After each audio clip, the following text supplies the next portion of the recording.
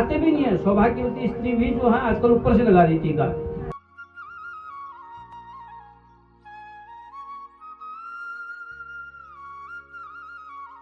Hello दगड़ियों, नमस्कार। पहला उम्मीद करूँ तुम सब बहुत बढ़िया होला। मिला बढ़िया छू और मौसम ला बहुत बढ़िया है, घाम लग रहा। और एल हम जानिए भागवत सुनते हैं जो कि 2-2:30 बजे पे स्टार्ट है। तो एल में जानी सीधा मंदिर में और तब इनका डायरेक्ट भगवान ना का कथा सुनो, भगवत गीता सुनो। तो चलते हैं सीधे मंदिर में।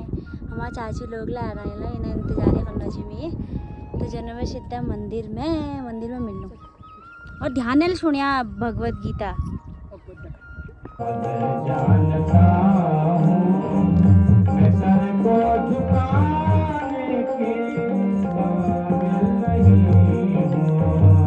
भगवती की जब हम उपासना करेंगे, सूर्यार्घ्य दान देंगे, अपनी इष्ट की उपासना करेंगे, आतिथ्य सत्कार करेंगे, समस्त गृहस्थ धर्म के जितने भी कर्म होते हैं, जब इन समस्त कार्यों को विधिवत हम संपन्न करते हैं तो एक समय ऐसा आता है कि जब हमारी भक्ति जागृत हो जाती है। और कर्म का फल मैंने क्या बताया आपको? सत्कर्मों का फल स्वर्ग है और गलत दुष्कर्मों का फल जो है नरक है। लेकिन यही कर्म जब हमारे भक्ति में परिवर्तित हो जाते हैं। अब भक्ति, आप बताइए भक्ति और कर्म क्या है, इसमें कैसे भेद करेंगे आप? जैसे आप लोग भगवान की दिव्य कथा को श्रवण कर रहे हैं ना, बैठे हैं सभी लोग, घर से आए हैं काहे के लिए? कथा श्रवण करने के लिए। परंतु यह हमारी एक शुरुआत है, प्रारंभिक चरण है। भक्ति हमारी उस दिन दृढ़ हो जाती है जब हम प्रत्येक कार्य को करते हुए हैं, जब भगवान का स्मरण प्रतिक्षण हमारा होने लगे। जैसे आप लोग कथा श्रवण करने के लिए आए हैं, लेकिन आप लोगों का मन संसार की ओर भाग रहा है, न जाने कहां कहां जा रहा है। और जिस दिन हम लोगों का, आपका, हमारा, जिस दिन मन कार्य करते, कोई भी कर्म हम कर रहे हैं और काम करते करते हम भगवान का ही स्मरण कर रहे हैं, उस दिन समझ लेना कि वास्तव में भगवान की भक्ति अब हमारे हृदय में प्रकट हो गई है। हम भक्त की श्रेणी में उस दिन आते हैं जब हम कार्य, कोई भी काम करते हैं, उसमें भगवान का जब हमको स्मरण होने लगता है? तो इसको भक्ति कहते हैं। लेकिन ये स्थिति कब आती है? जब अभ्यास करेंगे। श्रवणम कीर्तनम विष्णु हो, स्मरणम पाद सेवनम। श्रवण, सर्वप्रथम श्रवण भक्ति है। अर्चनम वंदनम दास्यम सख्य आत्म निवेदनम, ये 9 प्रकार की भक्ति है। आप समझे नहीं बात को? भगवान की भक्ति, भगवान, हम भक्त के अधिकारी, भक्त कहलाने के अधिकारी हम कब हैं? भक्त हम तब बनेंगे जब हम जैसे कार्यों को करते समय, कथा श्रवण करते समय हमारा ये बुद्धि, मन न जाने कहां कहां संसार में भाग रहा है, व्यापार में भाग रहा है। किसी का मन अपनी गाय बच्चियों में है, किसी का अपने बिजनेस में है, न जाने कहां कहां मन भाग रहा है। लेकिन जिस वक्त हम कार्यों को करते करते गाय दूह रहे हैं, लेकिन स्मरण भगवान का ही बना है, घास काट रहे हैं और स्मरण भगवान का ही बन रहा है, भगवान की ही याद है। और जो विविध कार्य हम करते हैं, उन कार्यों को करते करते यदि हमारे मन में भगवान की याद बनी है, तो समझ लीजिए भगवान हमारे हृदय में विराजमान हो गए हैं। उसका नाम है भक्ति। और जब ऐसी भक्ति हमारे हृदय में जागृत हो जाती है, उस दिन हमारे समस्त तापत्रय समाप्त हो जाते हैं। आध्यात्म दया रूपेण संस्थिता नमस्तस्यै नमस्तस्यै नमस्तस्यै नमो नमः। माँ जगदम्बा कहती, जिसके हृदय में दया भाव है वह मेरी कृपा का अनुभव करता है और परम आनंद को वह प्राप्त करता है और मुझे प्राप्त कर लेता है और जीते जी समस्त सुख और सौभाग्य को वो प्राप्त करता है। और इस संसार से जब छोड़ करके जाता है तो उसे मैं अपने चरणों में बुला लेती हूँ और उसे अपने चरणों में आश्रय दे देती हूँ। इसलिए क्या आवश्यकता है? भगवान को प्राप्त करने का मुख्य साधन है दया। हृदय में दया भाव होनी चाहिए, जीवों के प्रति दया भाव रखना चाहिए। संतुष्टिया येन केन वा, और दूसरा है जो भी परमात्मा ने हमें दिया हुआ है।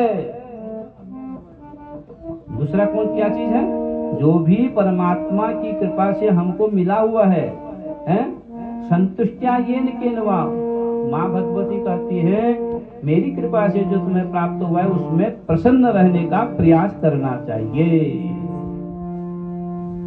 तो कभी भी दुख में नहीं रहना चाहिए कि मेरे पास तो कुछ है ही नहीं। ये मैंने आपसे पूर्व में भी कथा कही थी ना कि एक मनुष्य ही है जो पूर्व में आपने सुद्युम्न की कथा को श्रवण किया था, कभी स्त्री बनना कभी पुरुष बनना है। थोड़ी सुख हम भोगते हैं, थोड़ी बहुत सुख की हमें प्राप्ति होती है तो हम इतरा जाते हैं और थोड़ी सी जरा सा दुख आ गया तो हम घबरा जाते हैं। तो विचलित नहीं होना है जीवन में। जो भी स्थिति बनती है, जो भी हमको पद प्रतिष्ठा मान सम्मान यश कीर्ति जो मिली है उसमें संतुष्ट होना चाहिए, उसमें प्रसन्न होना चाहिए।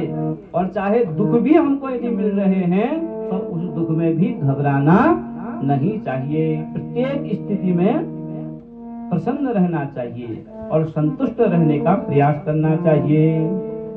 सर्वप्रथम है जीवों के प्रति दया होनी चाहिए। जो भी परमात्मा की कृपा से हमें प्राप्त हुआ है उसमें प्रसन्न रहना चाहिए। और तीसरा है सर्व इंद्रियों प्रशांत्याचो तुष्यत्यासु जनार्दन, और अपने इंद्रियों में निग्रह रखना चाहिए। ये मन बड़ा चंचल है, ये मन न जाने कहां कहां दौड़ता है महाराज। सुखी यदि रहना है तो अपने इंद्रियों में, ये जीवा में भी संयम रखने की आवश्यकता है। इन आंखों में संयम रखने की आवश्यकता है, इन कानों में संयम रखने की आवश्यकता है, इन हाथों में संयम रखने की आवश्यकता है। सबसे बड़ा जो है मन है, उस मन को भी नियंत्रित करने की आवश्यकता है। जो व्यक्ति अपने मन को नियंत्रित कर लेता है तो वह सुख और सौभाग्य से संपन्न बन जाता है। उसके समस्त रोग व्याधि कष्ट दुर्भिक्ष सब शांत हो जाते हैं। और जिसका मन निर्मल है वही परमात्मा को प्राप्त करता है। निर्मल मन जन सो मोहि पावा, निर्मल मन जन सो मोहि पावा, निर्मल मन जन सो मोहि पावा, निर्मल मन जन सो मोहि पावा।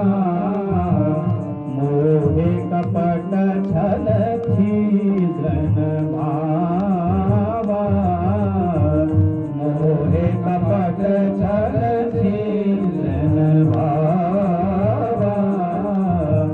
मंगल भवन अमंगल हारी, मंगल भवन अमंगल हारी।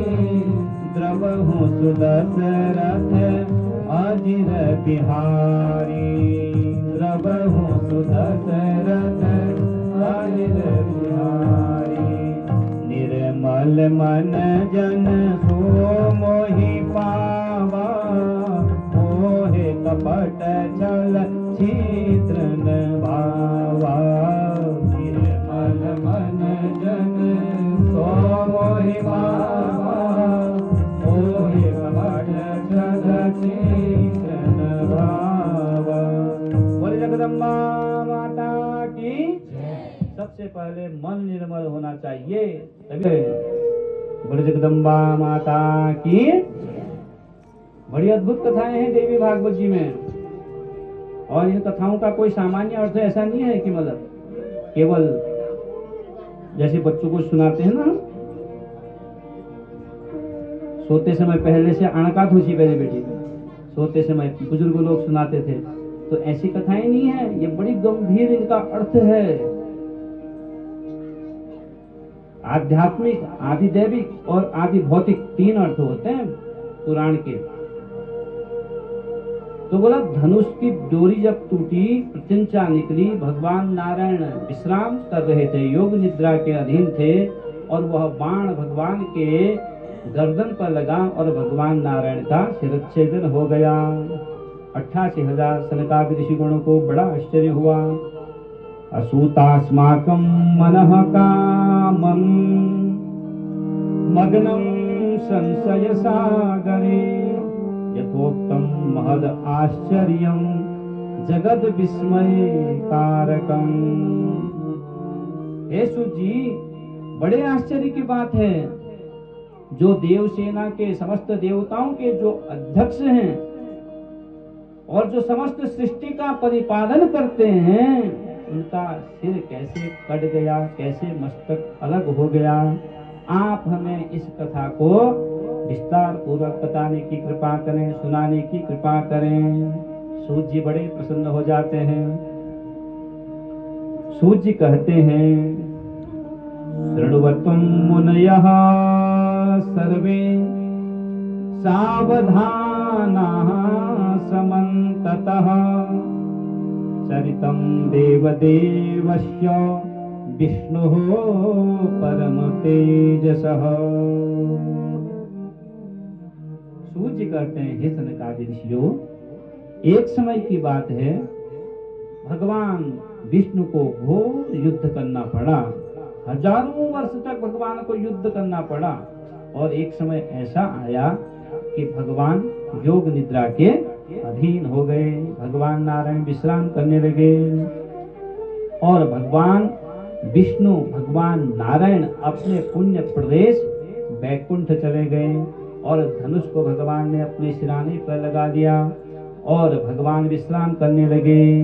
10 वर्ष सहस्राणि परिश्रांतो जनार्दनः समे देशे शुभे स्थाने कृत्वा पद्मासनं विभु। भगवान नारायण कौन से देवता हैं? भगवान नारायण के पास कौन सा पद है? भगवान नारायण को प्रकट करने वाले कौन हैं? भगवान नारायण को प्रकट करने वाली माँ जगदम्बा जी हैं। कल की दिव्य प्रसंग में सुना ना आपने। और भगवान ब्रह्मा को भी प्रकट करने वाले कौन हैं? माँ जगदम्बा ही है। और भगवान शंकर को प्रकट करने वाले कौन हैं? माँ जगदम्बा ही है, पराम्बा ही है। तो ब्रह्मा को कार्य दिया माँ भगवती ने कि तुम सृष्टि करो, और भगवान नारायण को कार्य दिया कि समस्त जो ब्रह्मा सृष्टि करते रहेंगे। पत्यो प्रीति भेदनम, पति पत्नी में बहुत अच्छा प्रेम है, बहुत अच्छा गृहस्थ चल रहा है, लेकिन पड़ोसी ने लड़ा दिया। अरे जब तू इधर प्रेम कर छे, फिर पत्नी जब तू भल समझ छे उधर भेल छे ना, या पत्नी से कह दिया कि तू जब तू तदु भले मानछी वो उधर भेल नतन। तो दंपत्यो प्रीति भेदनम, पति पत्नी में बड़ा प्रेम है और बड़ा अच्छा गृहस्थ चल रहा है। पति पत्नी को लड़ा देना है, उनके प्रेम को तोड़ देना। जो ऐसा व्यक्ति जो पाप करता है उसे बहुत बड़ा भयानक पाप लग जाता है। और भागते हुए दूसरा व्यक्ति आया और दूध पीते हुए बच्चे को छीन लिया। शिशु मात्र विभेदश्च, तो ऐसे व्यक्ति को ब्रह्म हत्या समम स्मृतम, ब्रह्म हत्या का पाप लगता है। किन किन जगहों में? निद्रा भंग, कथा छेद्यो, घोर निद्रा में कोई व्यक्ति सोया हुआ है उसको अकारण नहीं उठाना चाहिए। कथा छेद्यो, कोई व्यक्ति कथा श्रवण कर रहा हो तो उसको विघ्न नहीं पहुंचाना चाहिए। पति पत्नी आपस में बहुत प्रेम से रहते हैं तो उनको आपस में नहीं लड़ाना चाहिए।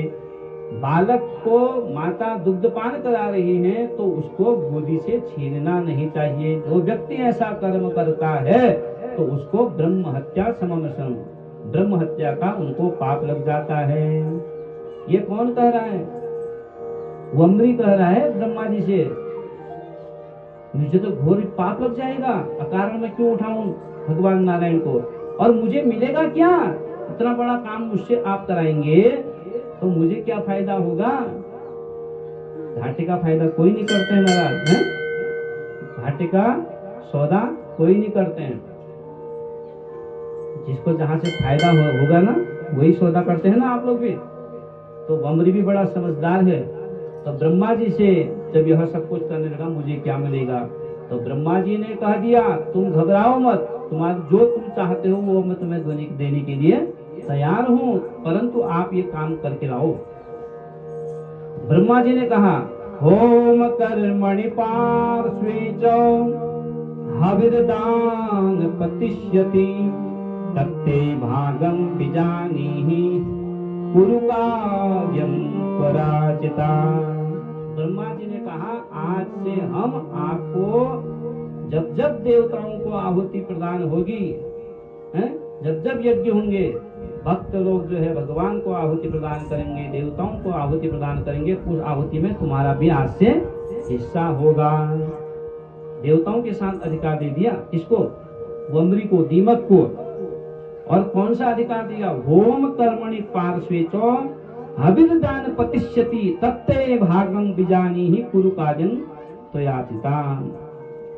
जब हम हवन करते हैं ना, जो हवन कुंड के मध्य में अग्नि में जो आहुति जाती है उसे तो देवता देवता प्राप्त करते हैं, समस्त देवगण उसको ग्रहण करते हैं, प्राप्त करते हैं। और कब करते हैं? जब आप आहुति प्रदान करते हैं, जब स्वाहा स्वाहा का उच्चारण करेंगे आप जब, तब ही वह आहुति देवताओं तक पहुंचती है, अन्यथा उसे राक्षस ग्रहण कर लेते हैं। इसलिए कभी भी हवन जब हम करें तो स्वाहाकार जरूर करना चाहिए।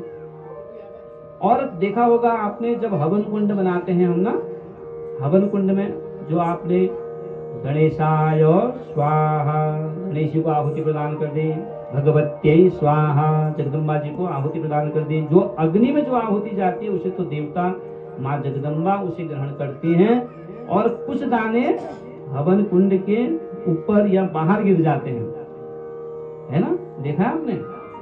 तो जो हिस्सा जो बाहर गिर जाता है, जो अंश बाहर गिर जाता है सर्व का, ब्रह्मा जी ने कहा वह भाग आज से तुम्हारा होगा। और वम्री बड़ा प्रसन्न हो गया महाराज, खुश हो गया। क्यों? क्योंकि देवताओं के साथ जब जब देवताओं को आहुति प्रदान भक्त करेंगे तब तक वम्री उस कीट को भी आहुति मिलेगी, सर्व मिलेगा, यज्ञ का भाग मिलेगा।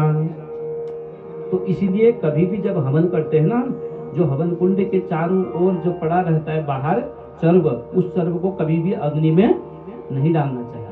ठीक है? वो किसका भाग है? वम्री का है, दीमक का है?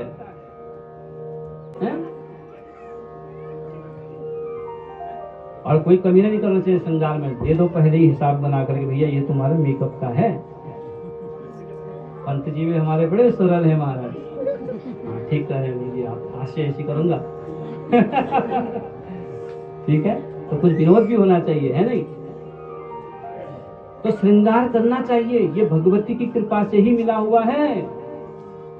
ये श्रृंगार जो हम गहने धारण करते हैं, पहनते हैं, आभूषण धारण करते हैं, और सौभाग्यवती स्त्री को कभी भी पति के सम्मुख बगैर श्रृंगार किए हुए नहीं जाना चाहिए। ये शिव महापुराण में आती है ये सारी कथाएं। हमेशा श्रृंगार युक्त होकर के पत्नी को रहना चाहिए, सौभाग्यवती स्त्रियों को रहना चाहिए। उससे होता क्या है? उससे पति की दीर्घायु होती है। आयु बाहर को हम जाते हैं जब ना, आप पिठियां लगाते समय बड़ा दुविधा हो जाती है। आप सौभाग्यवती माताओं को तो पिठियां लगता है यहाँ पर से, है ना?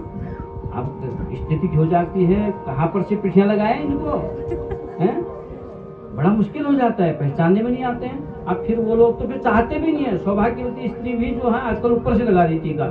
तो सौभाग्यवती स्त्रियों को ये भ्रुकुटी के नीचे से पहले लगाना चाहिए, नाक से लगाना चाहिए। पहली बेटी तो कभी यहाँ बेटी लोग ना टोको बेटी नाक टोको बेटी, तो यहाँ से तिलक करते थे पहले।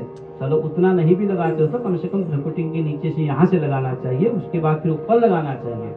तो इस प्रकार से तिलक करना चाहिए। उससे क्या होती है, पति की दीर्घायु होती है, सौभाग्य बढ़ता है। गोविंदा कोई गोपाला, कोई कहे कोई मजारे गोपाला, मैं तो कहूँ सावरिया बांसुरिया वाला। पूज्यपाद भगीरथ गिरि जी महाराज की, और जगदम्बा माता की। महाराज जी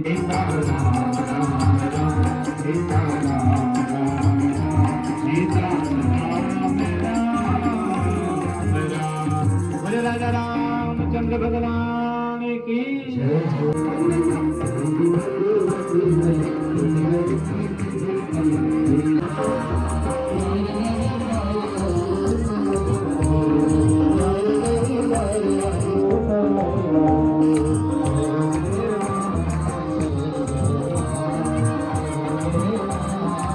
तो दगड़ियों अभी चल चुके अभी सॉरी